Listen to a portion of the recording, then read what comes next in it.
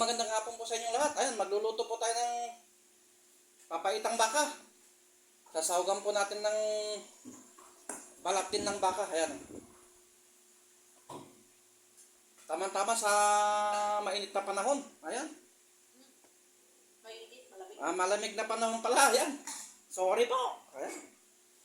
Kala ko mainit. Kasi pinagpapawisan tayo habang naghihiwa tayo. Ayan. Kala ko mainit na pala. Malamig daw na panahon pala. Ayan.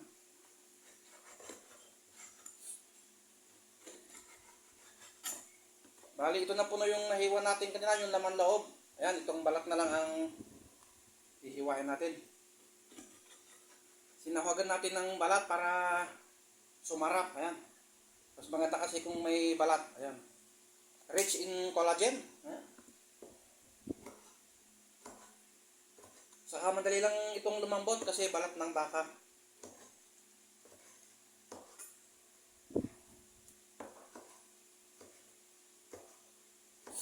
Medyo pagod ang inyong kamaneho, kaya kailangan natin humigop ng mainit na sabaw.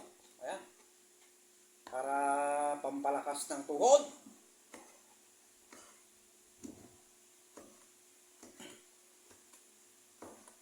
Kasi hindi naman tayo lalarga bukas kasi ending natin. Ayan. Kaya